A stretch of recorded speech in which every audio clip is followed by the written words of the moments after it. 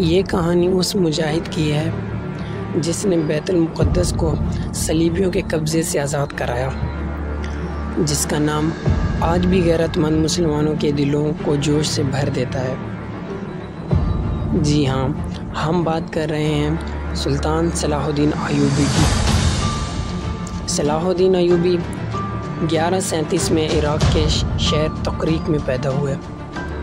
ان کے والد نجم الدین ایوب ایک بہادر، دیندار اور باوقار شخص تھے۔ کہا جاتا ہے کہ جس رات صلاح الدین ایوبی پیدا ہوئے اس رات ان کی والد کو شہر بدر کر دیا گیا، مگر شاید یہ اللہ کا اشارہ تھا کہ جس بچے نے دنیا میں آ کر ظلمت کا اندھیرا چیرنا ہے اس کا سفر آسان نہیں ہوگا۔ صلاح الدین ایوبی کا بچپن عام بچوں کی طرح نہ تھا۔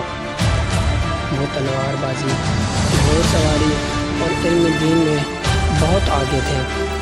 وہ کھیلوں سے زیادہ کتابوں میں دلچسپی لیتے اور کم عمری میں ہی نماز، صبر اور عدل ان کی فطرت کا حصہ بن چکے تھے۔ جب وہ نوجوان ہوئے تو ان کے چچا اسد الدین شیرکو انہیں ساتھ لے کر میدان جہاد میں لے گئے۔ یاد ہے، اسد الدین شیرکو وہ مرد مجاہد ہیں جو کہ سلطان نور الدین زنگی کے سالار بھی رہ چکے ہیں۔ یہیں سے ان کی اصل پہچان شروع ہوئی۔